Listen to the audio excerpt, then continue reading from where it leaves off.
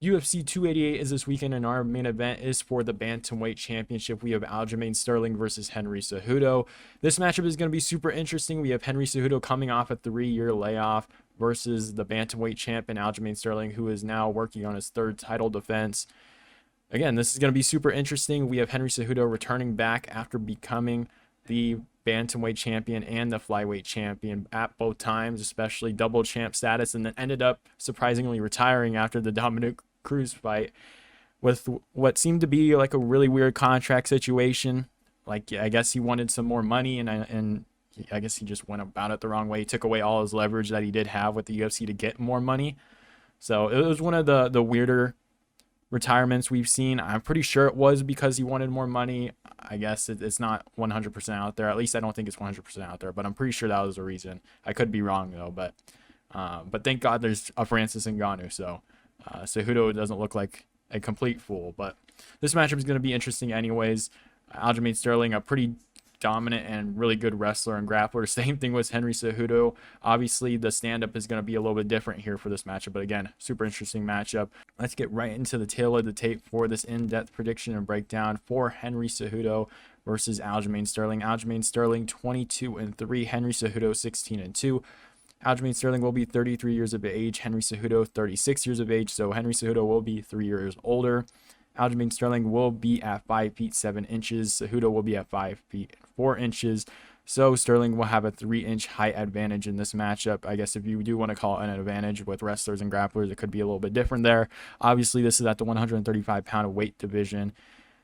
Very interestingly enough, for the reach advantage for Aljamain Sterling, 71 inches of reach according to Tapology and UFC.com. And then for Henry Cejudo, weirdly enough, UFC.com has him at 64 inches of reach, but Tapology has him at 67.5 inches of reach. So take that with what you will. Still a pretty decent reach advantage in general for Aljamain Sterling. What is that? Just a 3.5-inch reach advantage if it is 67.5 inches of reach for Cejudo, and a 7-inch reach advantage for Aljamain Sterling if it is according to the UFC.com website. So that is very weird in general. I don't know how they got two reaches completely different, but I guess that's just how it is at that point. And then Aljamain Sterling will have a 39-inch leg reach, and Cejudo will have a 37-inch leg reach also. So Sterling will have a 2-inch leg reach in that case as well. For this matchup, Aljamain Sterling, his previous matchups were against, his last matchup at least, was against TJ Dillashaw. He won that one by KO due to basically ground and pound off of like a back take pretty much. He pretty much destroyed TJ Dillashaw in that matchup. We can go over his title defenses real quick, or just like his title gain in general, like every single time he fought for the title at least. Second Yan fight, pretty much, it was a pretty close fight in general. I did have Sterling barely winning that fight though. I think he did do enough off the back, and I think it came down to like the first round really. That's how close that fight really went to. And then you had the Petr Yan illegal knee in their first fight. So very, very messy for Aljamain Sterling there. A lot of people, I guess you can kind of make the argument, especially a lot of people will say was kind of fluky in general. You can go over the Petr Yan fight where he did win by illegal knee and kind of just sold that. Obviously, it was an illegal knee, so you can't really get too much shit on Aljamain Sterling here, but he definitely didn't take it the way that the people wanted him to take it, at least. For Petr Yan in that second fight, he did not have his whole corner team at all during that matchup, so he was just basically without his whole team during that whole match, so he didn't really get help, and it was still a very close decision. Some people still think Petr Yan won that fight. I thought Sterling won that fight. And then his last matchup, TJ Dillashaw came in there with, like, I think a dislocated shoulder, and pretty much got the short in that matchup because of it. So a lot of people are kind of writing off Aljamain Sterling in general, especially all championship matchups for his belt. So that's what we've got so far for Sterling. This is going to be his huge test, I guess, if you want to put it that way. A lot of people have their doubts on Sterling, and he can definitely prove them wrong in this matchup, especially if Cejudo comes in here fresh and looking decent at least, and nothing's wrong here. Hopefully they don't write him off if he does beat Cejudo in this matchup. But for Cejudo, his last couple matchups, of course, 3 years ago was a win over Dominic Cruz. I believe it was like the second round. He did beat Cruz pretty badly with leg kicks in the first round. I think in the second round, it was a little bit more competitive on the feet, but he did land a knee, and then you had the cigarettes and alcohol, or booze and cigarettes, or whatever the hell. It was a little bit of an earlier stoppage, but it was a little bit rough. And then he retired after that matchup, of course. Marlon Moraes, he beat him by KO, which isn't that crazy at this point. I feel like everyone's getting KO'd by Marlon Moraes, but it was still a very good win at the time. And then he beat TJ Dillashaw at the flyweight division, especially when TJ Dillashaw was cutting a lot of weight. I think he popped for EPO right after that matchup too. So those were the last 3 wins. There were kind of, I won't say they're iffy. They're still very good wins over very good opponents, but I think Dominic Cruz took that on semi-short notice, kind of. I think he was retired at that point, or was on a long layoff at least, and came in and fought Henry Cejudo for that matchup. Marlon Moraes, again, a little chinny, but still a great win to have, especially at that time. TJ Dillashaw cutting to the flyweight division, obviously depleting himself, and then popped for EPO after that matchup. So a little iffy for Henry Cejudo in that matchup as well. For the edges in this matchup, I'm going to edge the stand-up to Henry Cejudo. Aljamain Sterling does have decent stand-up, but he does get hit quite a bit. I noticed a lot of the times although he does use his range, he does use a lot of kicks. He definitely has a very diverse striking in general. Like, he uses a lot of kicks. He uses a lot of just different strikes in general. He's a very awkward fighter on the feet. He does leave his head out there, and he is very open counters in general. Like, when he does go for kicks, a lot of the times he'll kind of just keep his head stationary, and he finds himself in close with some of these bantamweights, and they're just able to hit him right off the bat. So Henry Cejudo is definitely going to have a chance to hurt Aljamain Sterling in this matchup. For the wrestling and grappling, that's still kind of an unknown here. They're both very dominant wrestlers and grapplers. Obviously, Henry Cejudo being like an Olympic gold medalist, I believe, will have that edge on paper, but Aljamain Sterling is a beast in the wrestling and grappling. Pretty much did what no one else could really do to Petr Yan. Petr Yan, I believe, didn't even get taken down against Merab. Merab took him down. Well, I guess not. I wouldn't say he got taken down, but not as dominantly as Aljamain Sterling took him down in. So a lot of the guys cannot take Petr Yan down like at all. Freaking Merab set a record for failed takedowns. Is pretty much what that was. So Aljamain Sterling, a pretty dominant wrestler and grappler in general. So that is still kind of an unknown. Maybe you can start to hint at some of the layoffs. The fact that Henry Cejudo is a little bit older, where you can kind of edge different frequencies within those positions, or within those abilities that they could use, like in the wrestling, the speed, strength in general, kind of say like it's been 3 years off, and Aljamain Sterling has been pretty much decently active at this point. Last fight was 5 months ago. You can kind of edge it to Aljamain Sterling in that department a little bit. But again, this is a super close fight, especially with two very dominant wrestlers and grapplers in general. I think the size will be to Aljamain Sterling. He does cut a lot of weight, although Henry Cejudo is a very stocky dude, and he was going to fight at 145. I still think Aljamain Sterling is going to be the bigger guy in this matchup. For this one, I am going to take Aljamain Sterling, though. I'm going to take Aljamain Sterling. I think I'm going to edge. Again, this is a very close fight. I see this being a very close decision. But I think Aljamain Sterling being decently active, fighting some of the best guys in the world, while Henry Cejudo has been off for 3 years. Obviously, he's been coaching. You saw him coach John Jones before his fight against Cyril Gane. He did a little bit. I think it was like a few months before fighting Cyril Gane.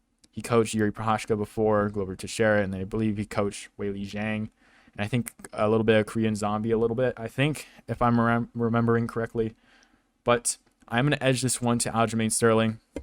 I think, obviously, he's decently active.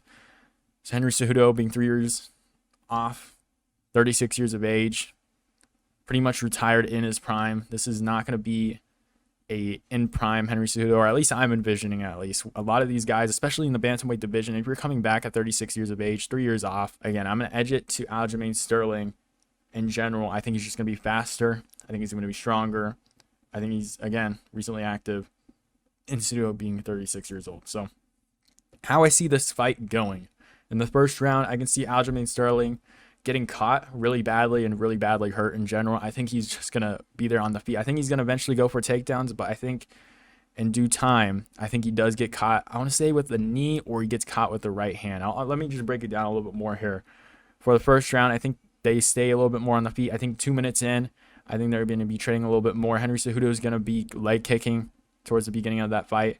I think Aljamain Sterling is going to be trying to use his range a little bit more, but I think Henry Cejudo is going to try and time some of the kicks that he does throw, and time like a right hand or a decent counter in the stand-up matchup to try and hurt Aljamain Sterling and drop him, and I think he does eventually do that. I think he does catch Aljamain Sterling. I think he does hurt him. I think Aljamain Sterling will instantly start to look for takedowns in general. I think he's going to fail the takedowns in the first round. I think Henry Cejudo will eventually time a knee and hurt Aljamain Sterling very badly and hurt him down to the ground. And I think this will be towards the end of the round, and I think Aljamain Sterling escapes the round in general. Second round, I think, is going to be a little bit more calmer. Aljamain Sterling is going to be a little bit more reserved. I don't think he's going to take too many risks. Obviously, I think he's going to still use his range a little bit more, but we'll see Henry Cejudo use some leg kicks. We'll see him use some of the stand-up. We're going to see him do a little bit more here.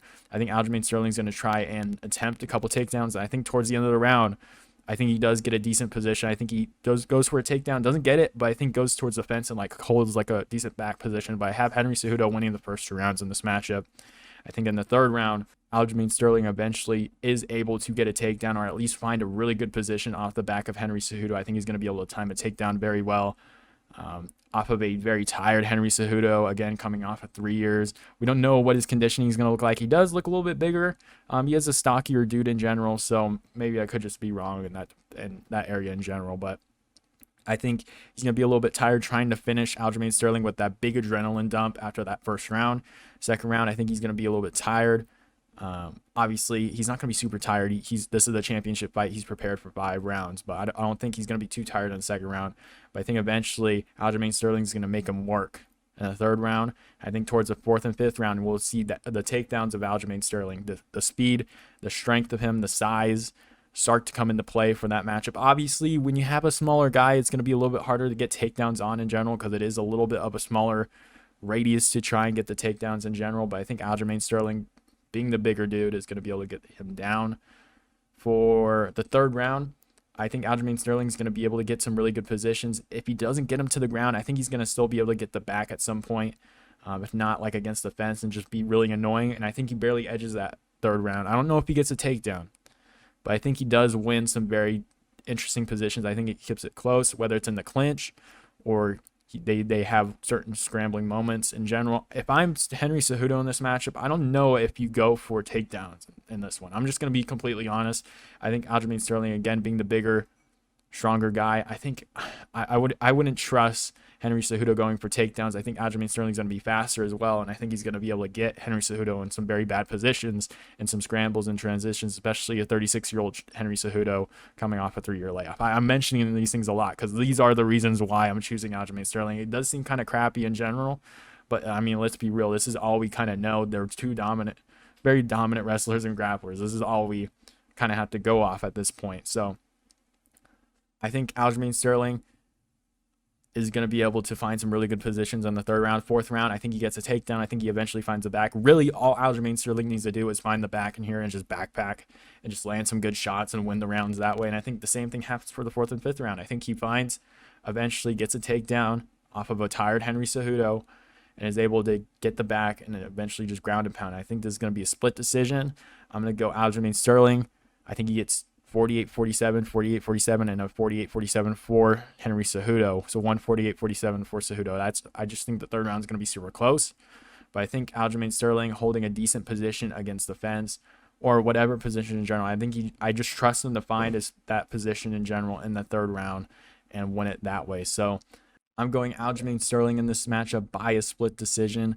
Again, it's going to be super close. I believe I have the Tapology ratings here. It's 47% Sterling, 53% Cejudo. So I trust Sterling. I do think he gets hurt early on, and I think eventually an adrenaline dump does happen after the first round for Henry Cejudo, and I can see Aljamain Sterling winning this matchup. So again, Aljamain Sterling by split decision. This is what I have. Let me know who you guys think wins and down in the comments below, and I'll see you guys next time.